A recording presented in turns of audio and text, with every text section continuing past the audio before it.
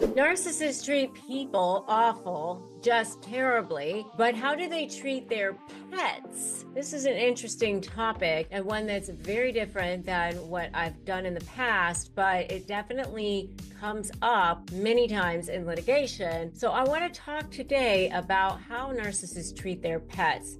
You got to stay tuned for this one.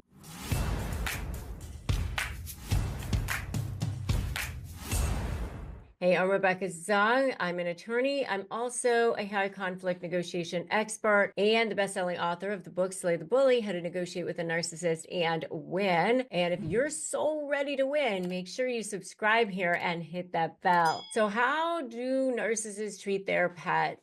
This one is so interesting because pets give us a unique lens into the mind of a narcissist. And let's be real, sometimes their actions toward pets can be as baffling as their actions toward people in their lives. Be sure to stick around all the way till the end on this one. First of all, let's start with this question. Why does it even matter how a narcissist treats their pet? Well, here's the thing. Narcissists often treat their pets in ways that reveal their inner world. They see control, power, relationships, how they see everything, including empathy. If you've ever wondered what's really going on in a narcissist's mind, observing their behavior with pets can provide some major clues. Pets are, first of all, sometimes a status symbol for them. They're not just their companion, but more like a trophy.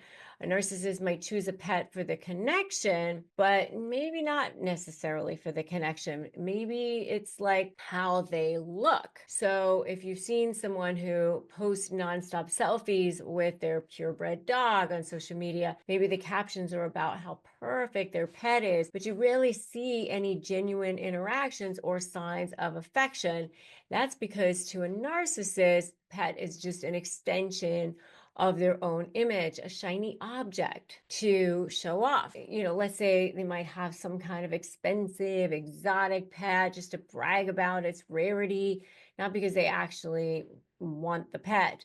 Or they might obsessively groom their dog for public appearances, but maybe behind closed doors, they ignore the dog, or maybe they even mistreat the dog. Has any one of you seen people who use their pets to boost their ego? Share your story in the comments. I'd love to hear about it. So then there's the golden pet versus the neglected pet, sort of like the golden child in families. They can do the same thing with pets. One pet is the favorite, the other pet gets, nothing. So one pet gets all the love and attention and treats, while the other one is neglected, scolded, mistreated, ignored. That's because they thrive on control and categorization. If a pet doesn't meet their expectations, maybe it's not as well behaved or as visually appealing, then that pet gets sidelined. I remember one woman I worked with shared that her narcissistic partner adored their flashy purebred dog, but ignored the older rescue cat,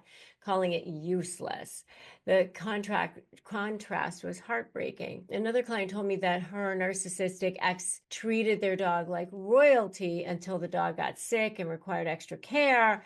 Suddenly, the pet was too much for them, too much work, and discarded. The other thing that you often see with pets is they're a tool for manipulation. So they use the pet to control other people in their lives. And you definitely see this in litigation and divorce and breakups or situations like that, where they don't even want the pet. They just know that they don't want you to have the pet. And so they hold the pet almost as emotional hostage against the other person because they know that you have a bond with that person, so they use that bond as leverage. So maybe they threaten to give away the pet, maybe they threaten to harm the pet, or they just take the pet and won't give it back to you. They'll say it belongs to them, even though it never belonged to them, just to prolong the conflict. Very, very classic. And they do this just like they would anything. They just kind of see it as chattel, like as an object. And so they turn something innocent and vulnerable, just like they do with children sometimes, into a pawn in their games. And if you guys have seen this, let me know. I would love to know in the comments. Drop a comment below.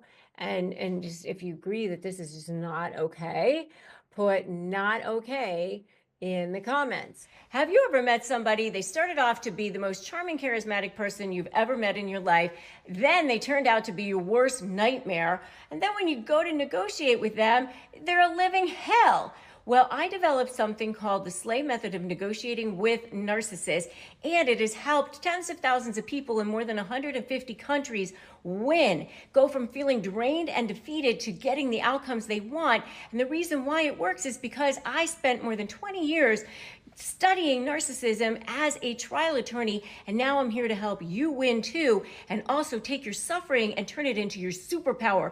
Take your pain and turn it into profit, peace, and purpose as a highly specialized high conflict negotiation coach. If you want to learn how to do it, then just go to RebeccaZung.com/apply and I will show you how. At their core, they lack empathy, but one of the things they do like about dogs sometimes is that the dogs will just give them a blinding loyalty. And so you'll see them either being abusive to pets, or sometimes they like the pets better than they like people, because with people, they see people almost as possessions as well, but they don't always act in that idealized way that they think that people should act.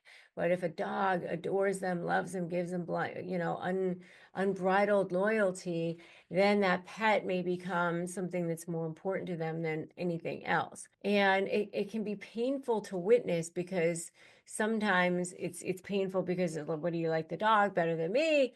Or it's like, oh, they don't even like the dog at all and they treat the dog terribly. So what's the lesson here? The lesson here is understanding how a narcissist treats their pets can give you a huge insight into how they view control, how they view people, how they view responsibility. And if you guys are dealing with a lot of this drama, trauma, and chaos, make sure to join my free private Facebook group, Narcissist Negotiators with Rebecca Zung. And if you're getting ready to negotiate with a narcissist, especially with pets or whatever, make sure to grab my free Crush My Negotiation Prep worksheet at winmynegotiation.com. There's links to both below as well. So just remember, it's never really about the pet themselves. It's always about themselves and how that pet fits into them, because the world revolves around them, right? But you can take from this, you can start to see patterns. You can start to protect yourself when you understand what's actually happening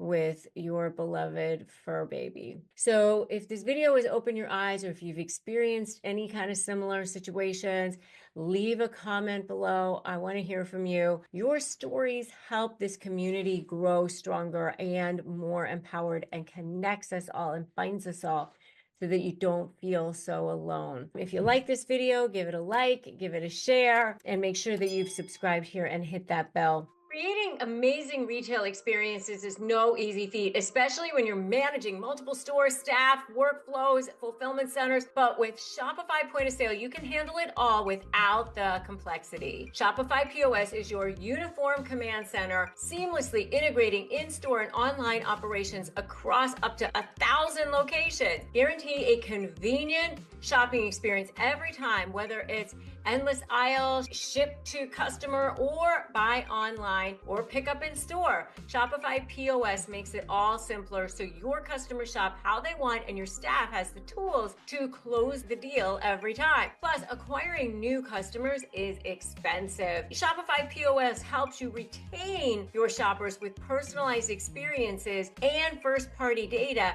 giving your marketing team a competitive edge. I know we use it for shop.RebeccaZung.com, and it's great. It totally works. According to an EY report, businesses on Shopify POS see 22% better total cost ownership and an average sales uplift of 8.9% compared to competitors. Want more? Check out shopify.com/negotiate, all lowercase, and learn how to create the best retail experiences without complexity. That's shopify.com/negotiate.